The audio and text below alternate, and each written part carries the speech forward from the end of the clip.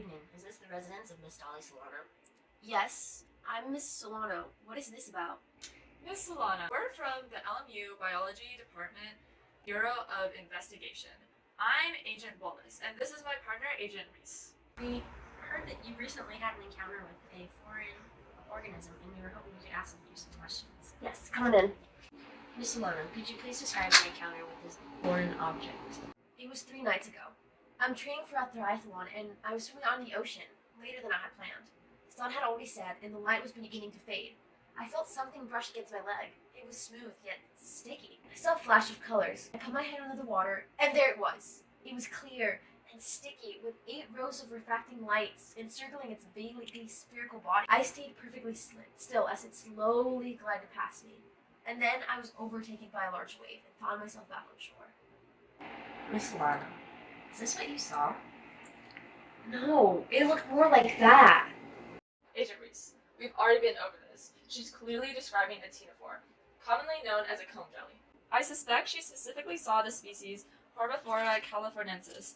There are over 200 species globally, with a wide array of body plans. They are benthic or pelagic acoelomate organisms which display biradial symmetry and Agent Wallace. Miss Solano described a creature that displayed some internalized pyrotechnics. Are you merely saying she saw a jellyfish?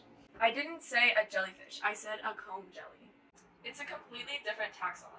And yes, these colors she described were the refractions of light from the 18 plates of fused cilia that surround its body. This is the primary source of locomotion and the namesake of the creature. Although some species have been known to move by muscular propulsion, Is there anything else you can tell us, Miss Solano? Maybe it washed up with me when the wave hit me. Wait, I saved it. Look! Ectoplasm. A common remnant left over after poltergeist crosses over in our dimension. This may not be extraterrestrial, but it is certainly paranormal. Don't you agree? no, this is mesoglia tissue. It's sandwiched between the outer epidermis and the inner gastrodermis of the ctenophore.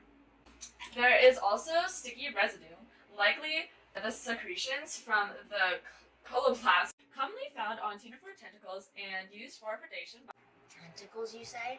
Is it possible that Miss Solano had a run-in with the infamous Kraken, the scourge of the deep, terrorizing sailing ships since... Agent Reese, the Kraken, which is purely fictional, would be some sort of oversized mutant octopus. They are classified in the genus Mollusca, while the ctenophores are their own genus. In fact, an old professor of mine from the academy would be able to explain this better. Let me see if she's available to discuss this further.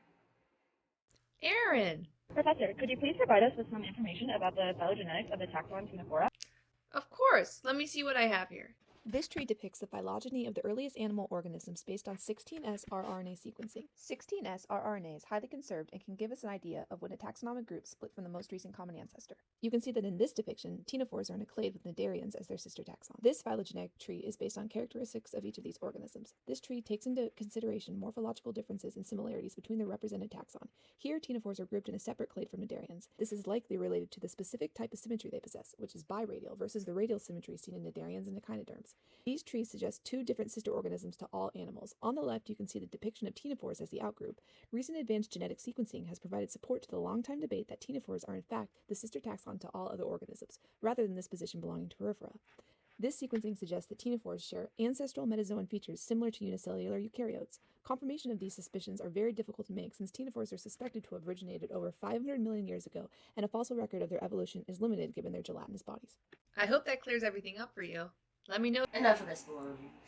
Miss Solano, are you sure you didn't see or hear anything else? Greek mythology has told of sailors disappearing into the oceans after hearing the hypnotic calls of unseen wind. Agent Reese, ctenophores can't sing. They aren't capable of language. They don't even have brains. Their nervous system is composed of a non-centralized nerve network. Miss Solano, did you only see the one? It is common more amongst the Micmac people, whose writings describe clans of halfway or mer people hunting beneath the ocean waves.